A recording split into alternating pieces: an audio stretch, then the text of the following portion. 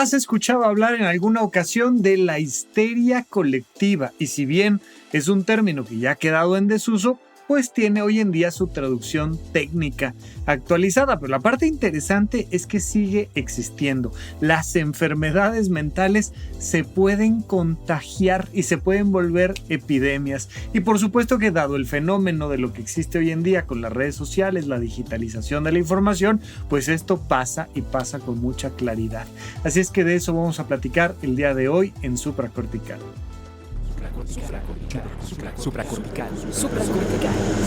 Supracortical. Tu mente, tu salud. Con el psiquiatra Rafa López. Síguelo en todas las redes como @RafaLópezDR. No olviden que Supracortical es parte de Sonoro y que puedes encontrar la página de Sonoro www.sonoromedia.com para escuchar todas las producciones que tiene Sonoro, y Supracortical es solo una de ellas.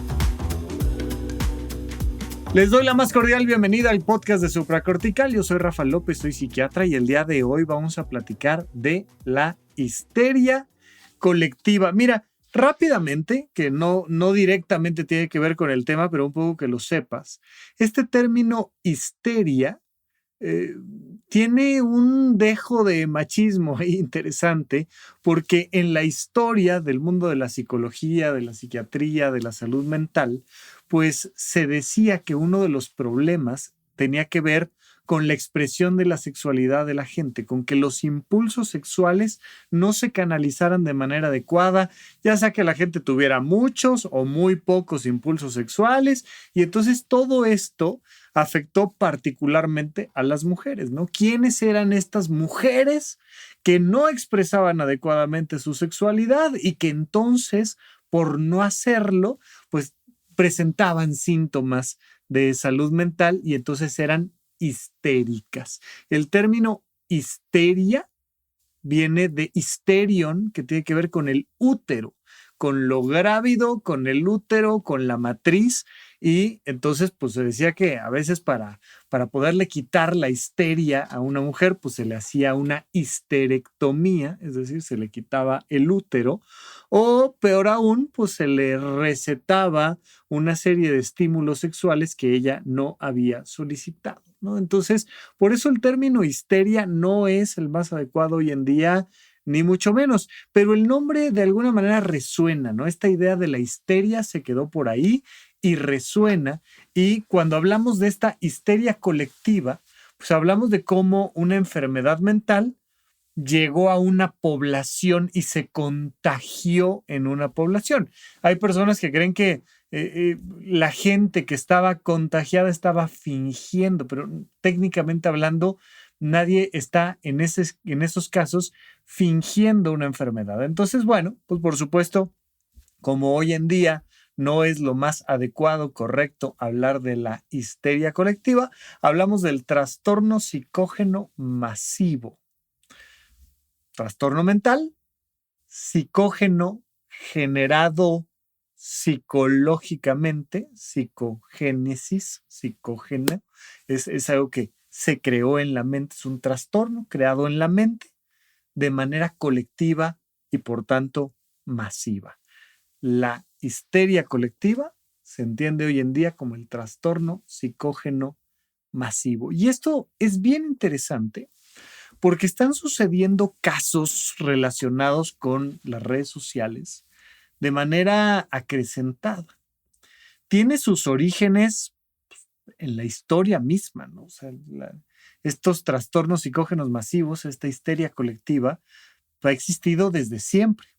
Sin duda alguna, donde más se evidenció y por tanto quedó registrado en la historia y por tanto pues se generó toda la idea de la danza de San Vito, fue en Europa, en Edimburgo, donde en los siglos XIV, XVI más o menos, pero sobre todo un caso específico en 1518, hizo que en un pueblo las personas empezaran a danzar de manera extraña en medio de la plaza pública. Entonces, coloquémonos un momento en las historias medievales. Entonces, estamos en un pueblo medieval de Europa en el año 1500. Piensa tú que era una época de mucha presión religiosa, social, económica, que a la fecha sigue habiendo muchas presiones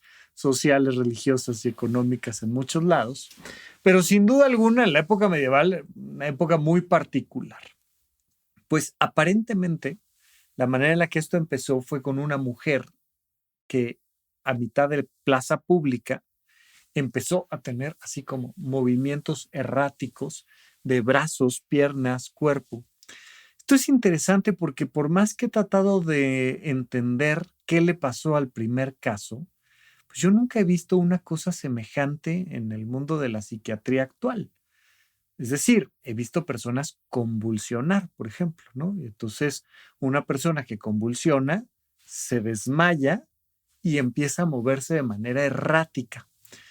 Punto interesante, fíjate, cuando alguien realmente está convulsionando suelen suceder varias cosas. Una, se desmaya, pierde la conciencia, la persona no está presente. ¡Pum! Se desmaya. Una vez que está en el suelo, el cuerpo empieza a moverse, pero es muy curioso, porque no suelen moverse brazos y piernas, no suele moverse la cabeza, digamos, las extremidades no son las que se mueven, sino que lo que se mueve de una manera muy curiosa es el tronco, es el pecho y el abdomen. Sí hay una repercusión en todo el cuerpo. De hecho, una cosa que nunca debes de hacer es que cuando una persona está convulsionando, por favor, nunca trates de ayudarla físicamente en ese momento. Hay personas que tratan de detener el movimiento muy mal. Peor aún, personas que tratan de meterle una cartera, una pluma o algo en la boca a la persona. No se hace, ¿no? Por favor, nunca jamás en la vida. Entre otras cosas porque cuando tú te le acercas a alguien que está convulsionando, existe la posibilidad de que una parte de su cuerpo te lastime. Vamos a suponer los dos casos que te estoy platicando, ¿no? Alguien se desmaya, empieza a convulsionar y entonces yo digo, no, lo que está mal es el movimiento. Entonces deténganla, abracen a esta persona y esa persona puede, sin querer porque está desmayada, tomar uno de tus dedos y con la fuerza de la convulsión tronar tu dedo, ¿no? O alguna otra parte del cuerpo, lo que tú quieras. Entonces eso es una posibilidad. Que te pegue, que te rasguñe, pero sobre todo que tome, porque una crisis convulsiva es una descarga eléctrica errática en el cerebro y con la fuerza de la electricidad los músculos se vuelven súper potentes. Peor aún, si se te ocurrió porque escuchaste por ahí que había que meterle una toalla en la boca para que no se mordiera la lengua, o una cartera, o un lápiz, o un lo que sea. Y entonces imagínate que estás tratando de meterle un objeto a la boca y en la convulsión cierra la mandíbula y te corta los dedos. Entonces, por favor, nunca lo hagan. Hay otro tipo de personas que no convulsionan, sino que tienen una pseudocrisis convulsiva. Y de esos hay dos tipos. Entonces, están los que convulsionan porque de repente hubo un cortocircuito eléctrico en el cerebro, se desencadenó ese cortocircuito a todo el cuerpo y entonces la persona se desmaya y empieza a convulsionar. Uno, pierde el estado de alerta. Dos, se mueve de manera errática, sobre todo la parte central del cuerpo. Tres, no rara vez puede evacuar o tener una micción en ese momento. Hace pipí, popó, junto con el desmayo, ¿no? Y cuatro, es muy claro lo que se llama periodo posictal, o sea, periodo después de la crisis convulsiva.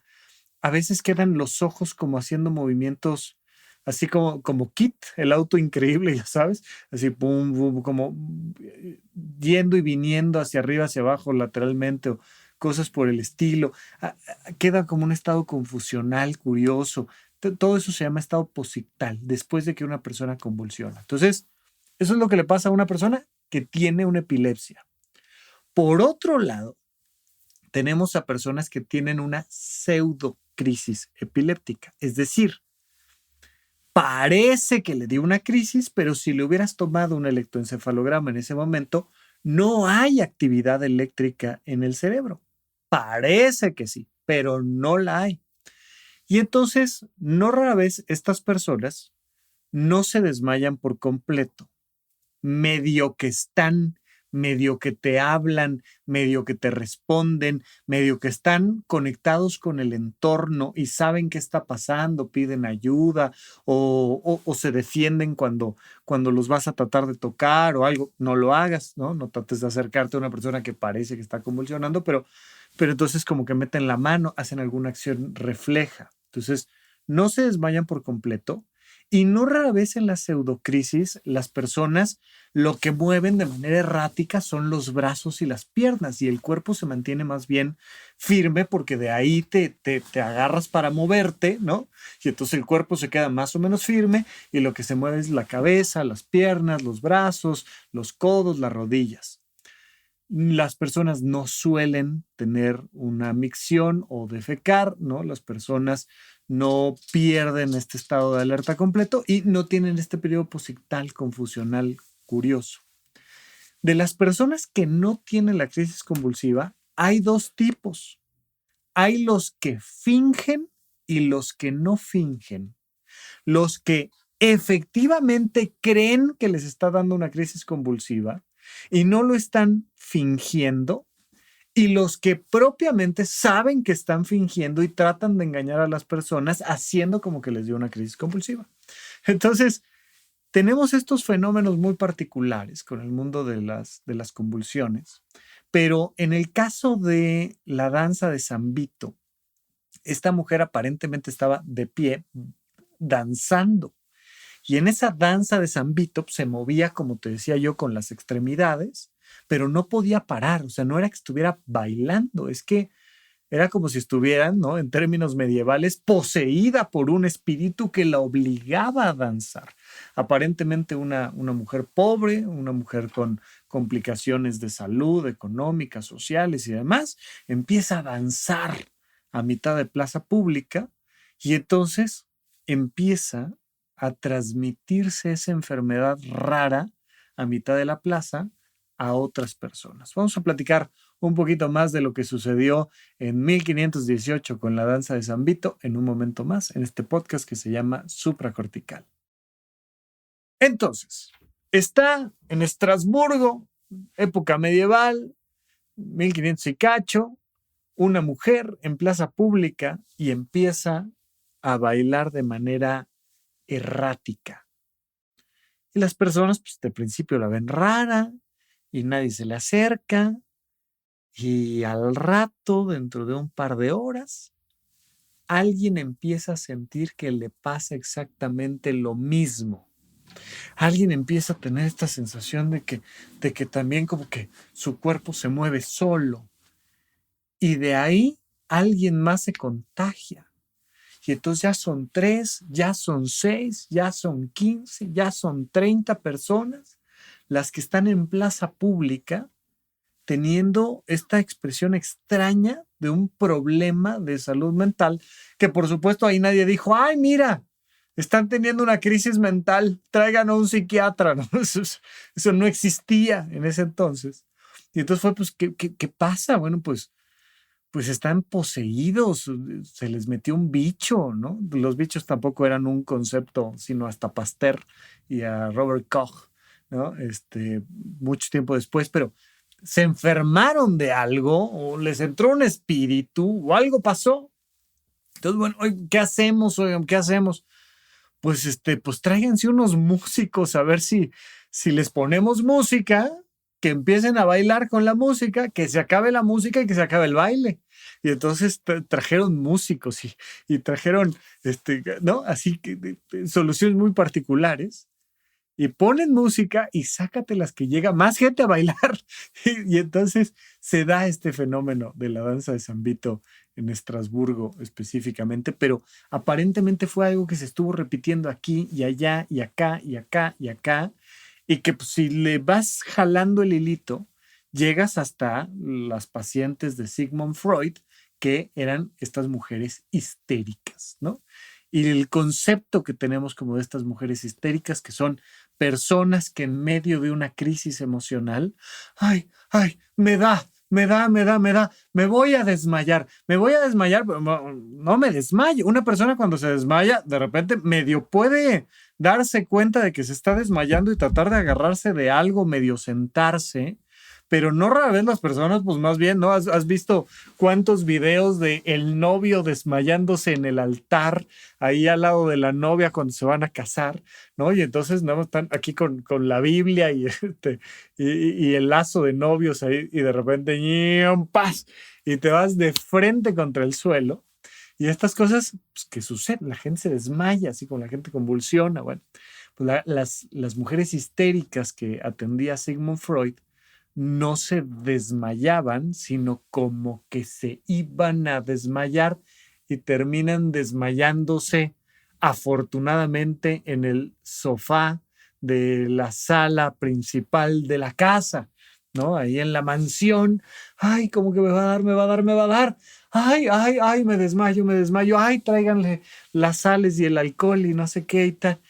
Y entonces, pues Freud, que muy científico no era, decía, no, es que aquí el problema es el útero materno, porque como no se han embarazado, no han tenido hijos, entonces les están dando estas histerias y la recomendación, te decía yo, pues era o quitar el útero o dar algunas estimulaciones sexuales no necesariamente solicitadas por la paciente, y entonces estos cuadros histéricos. Pero lo interesante está en que esto se sigue repitiendo. Ya ha habido evidencias en aviones, en barcos, en poblados alejados, en comunidades, donde de repente alguien dice que se está enfermando de algo y alguien dice, yo también. Pasaba con el tema de las brujas de Salem, ¿no? Que, llegó la bruja y me empezó a dar comezón. Ay, sí, a mí me está dando mucho calor, ¿no? Invenciones nada más para que a alguien la ejecutaran bajo la idea de que era una bruja, pero donde se genera este fenómeno interesante que es que en el trastorno psicógeno masivo, que antes se llamaba la histeria colectiva, pues las personas no están fingiendo. Te dije hace rato, hay personas que convulsionan, eléctricamente tienen un episodio convulsivo en su cerebro, y hay personas que parece que convulsionan, pero que no tienen ese episodio eléctrico adentro de su cerebro. De esos hay dos, de quienes fingen y quienes no fingen, quienes realmente creen que tienen una enfermedad. Bueno, de este grupo de quien realmente creen que tienen una enfermedad es de donde empezamos a observar que hay grupos que empiezan a contagiarse de la enfermedad de alguien más. Y entonces las personas genuinamente sienten o genuinamente creen. Y te ha pasado a ti, estoy seguro. O sea, de repente a alguien sí le cayó una araña en el hombro y dice, ay, creo que me picó la araña, y se quita la araña y, como que, ay, una araña, es que había arañas en mi colchón, tal. Y entonces las personas que están alrededor dicen, ay, ya, a mí también ya me empezó a dar comezón. Estoy seguro que alguna vez te ha dado comezón psicógena, no me digas que no. O sea, ¿alguna vez te han dado náuseas psicógenas o comezón psicógena o no? Te están contando algo y entonces, como que me empezó a dar náuseas, ¿no? Como que, empecé a sentir opresión en el pecho o me picaron los moscos o, traigo ronchas o, no, alguien empieza a contarte del día que se enronchó completa y como que te empiezas a rascar y te empieza a dar esta comezón psicógena. Estoy seguro que te ha pasado, pero normalmente después de unos minutitos se te olvida y se te pasa la comezón psicógena. La parte interesante es cuando no se te olvida y terminas llegando a consulta. Y de eso vamos a platicar en un momento más cuando regresemos de nuestro segundo corte aquí en Supracortical. ¿En dónde, cuándo y para qué escuchas supracortical? Comparte tu experiencia en redes sociales para que más personas conozcan este podcast. Sigue al Dr. Rafa López en todos lados como @RafaLópezDR. Estamos de regreso con ustedes platicando en supracortical de esta histeria colectiva o este trastorno psicógeno masivo. Recuerda que me puedes encontrar en redes sociales como @RafaLópezDR. Sígueme por ahí. Si tienes oportunidad, date una vueltita a YouTube y suscríbete, aunque normalmente escuches el podcast en audio. Me ayudas un montón si el canal va siguiendo en este crecimiento gradual y natural. Le ayuda a llegar a más personas que pueden encontrar el contenido por ahí. Y recuerda que también puedes visitar horizonte1.com desde tu celular, desde tu computadora o desde cualquier dispositivo que tú quieras, y ahí te encuentras con los cursos pregrabados, los cursos que damos sobre semiología de la vida cotidiana y desarrollo personal, sobre finanzas personales, sobre organización y productividad, y que también podemos tener estas actividades virtuales constantemente para vernos y platicar y para tener sesiones de preguntas y respuestas, así como las de SOS, pero en tiempo real, sin que te tengas que esperar 2 meses a que te conteste, porque les agradezco un montón. Siguen llegando y llegando preguntas para SOS y yo con todo gusto las contestaré en cuanto me sea posible, pero ahí en horizonte1.com, si te suscribes, cada mes tenemos una sesión de preguntas y ahí platicamos directamente en tiempo real de manera grupal. Pero bueno, estábamos con este tema de la Europa medieval y donde entendamos que esta histeria colectiva, este trastorno psicógeno masivo, pues tiene mucho que ver con el tema de la comunicación. Entonces, si nos ubicamos en Europa en el año 1500 y hay una mujer en la plaza pública danzando de manera errática, bueno, pues bastaba con que estuvieras en tu casa y no fueras a verla para que no te contagiaras. Es un tema de comunicación. Podía estar tu casa enfrente de la plaza pública, cerrabas la ventana, cerrabas la puerta y se acabó el problema. Ya, no te comunicabas con el fenómeno o por algo andabas de viaje y cuando regresabas, pues, oye, ¿qué pasó esto? No me digas, pues qué curioso, ya está.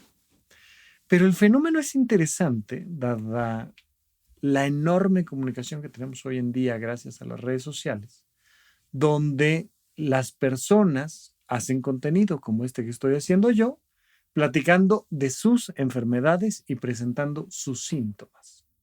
Y entonces alguien que tiene, por ejemplo, síndrome Tourette, como Jan Zimmerman de Berlín, que en la pandemia se hizo muy famoso porque presentó en video cómo eran sus tics del tema del Tourette. Recuerda que el síndrome Tourette es parte de lo que se llaman trastornos por tics. Un tic es un movimiento que es prácticamente involuntario, que medianamente se puede controlar, pero que no logras controlar del todo. Y este movimiento involuntario se vuelve compulsivo y pueden ser tics simples o tics complejos. Un tic simple es algo tan sencillo como chasquear los dedos, por ejemplo, o hacerte un ajuste de la ropa, o algo sencillo. Mientras que un tic complejo puede ser una expresión gutural con movimiento de cabeza, ¿no? Y entonces, de tanto en tanto, tengo que hacer, ¿no? O tengo que, ¿no?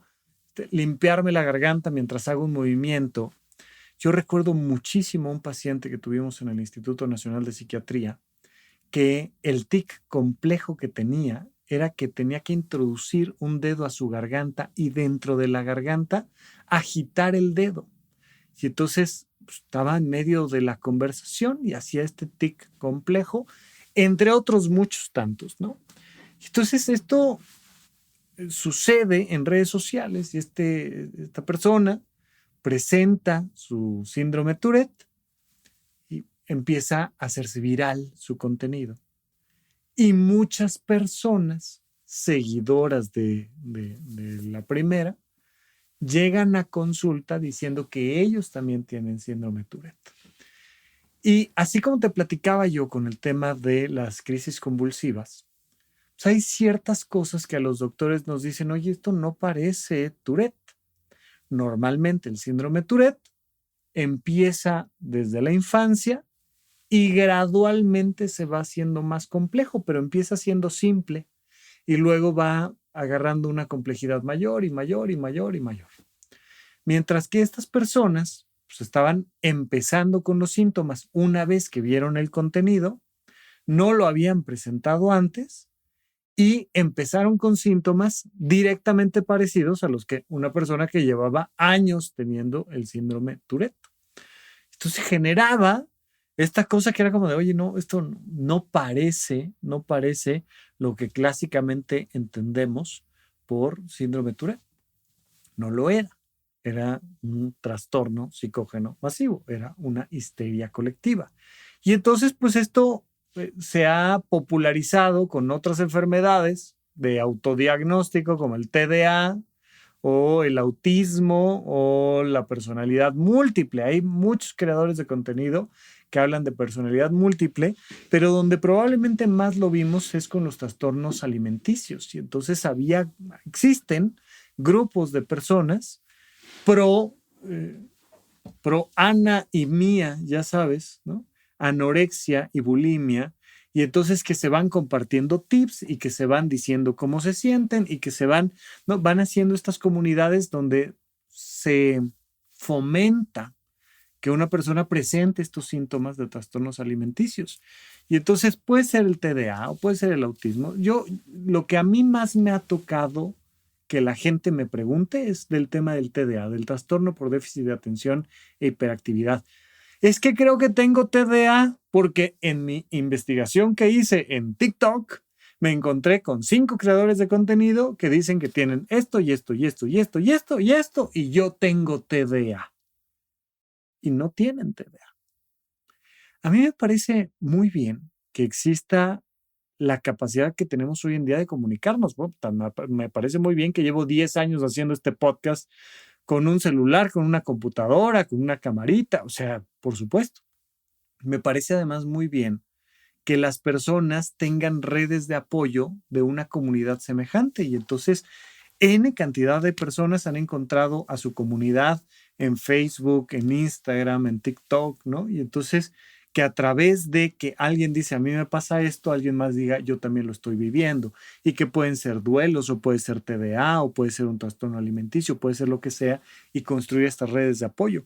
Me parece que es algo positivo. El problema es que pues, todo tiene dos lados de la moneda, ¿no? Y todo tiene también esta parte negativa, donde muchas personas que no tienen síntomas empiezan a autodiagnosticarse y entonces a generar un problema importante porque no piden atención profesional, no hacen una investigación adecuada, pero sobre todo porque se están exponiendo entre el algoritmo y la persona, ¿no? Entre el interés de la persona y el algoritmo que te dice, ay, ¿te interesó el tema de la danza de San Vito? Mira, ahí te va. ¿Te interesó la crisis epiléptica? Ten, aquí hay 30 de estos.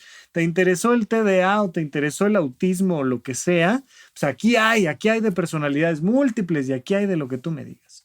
Y entonces la exposición constante y estos temas mediáticos que toman fuerza en Internet hacen que personas empiecen a presentar estos síntomas que originalmente no deberían de tener.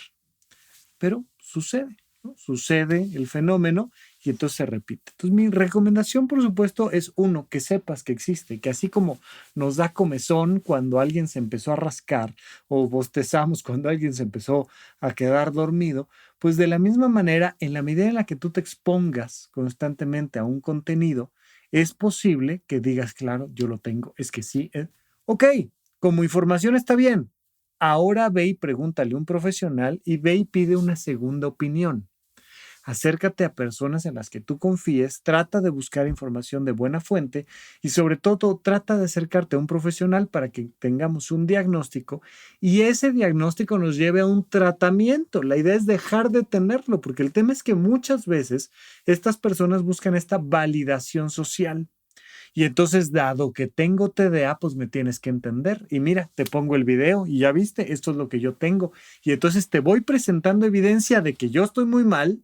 Y esa evidencia de que yo estoy muy mal me permite a mí lavarme las manos y no responsabilizarme de lo que yo sí tengo en realidad. O sea, hay que cuidarnos de esa falta de responsabilidad, hay que cuidarnos del contenido que vemos, pero hay que saber que todos somos humanos y que estas cosas pasan y que te puede pasar a ti, a mí, a quien sea, que de repente la información llega en el momento correcto, de la manera adecuada, y entonces empiezas a creer que el Wi-Fi te está friendo el cerebro o que hay un virus en el aire o que hay, yo qué sé, que es algo que suena, ¿no? Todo lo que se llama pseudociencia suena científico, ¿no? Cuando alguien te dice, voy a orarle a Dios 16 veces y entonces mi mascota de la infancia va a resucitar, eso no es pseudociencia. Es una creencia religiosa, filosófica, de otro rubro. Pero cuando alguien te dice, claro, es que el agua está llena de clorito de hierro y entonces el clorito de hierro interactúa con tus receptores D2 de dopamina y entonces esos receptores activan el eje hipotálamo hipófisis adrenal y hacen que entonces tú te enfermes de TDA.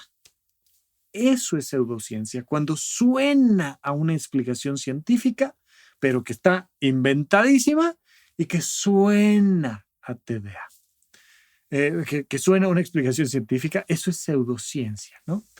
Y entonces hay que cuidarnos en mucho de la pseudociencia, hay que cuidarnos en mucho de la información que se difunde en redes, hay que respetar y avalar que la gente pueda salir a decir cómo se siente, qué tiene, qué necesita, pero cuidando no caer dentro de estos fenómenos de los trastornos psicógenos masivos, de creer que tengo algo porque alguien dijo que lo tenía. Entonces, bueno, pues nada más para que sepas que existen estos fenómenos, que de eso y más estaremos platicando aquí en el podcast de Supracortical. Yo te mando un abrazo y seguimos platicando de estos temas. Si quieres sugerirme alguno, ahí están las redes @RafaLópezDR y mientras tanto, acá seguimos comunicándonos. Que estés muy bien, hasta la próxima. Gracias por escuchar Supracortical. Yo soy el psiquiatra Rafa López y me interesa muchísimo conocer tu opinión sobre este episodio o cualquier otro que hayamos publicado. Recuerda que puedes encontrarme como @RafaLópezDR en todas las redes sociales. Quiero darte las gracias por escuchar Supracortical y sobre todo por suscribirte donde sea que estés escuchando este programa y así puedes enterarte todo el tiempo de nuestros próximos estrenos.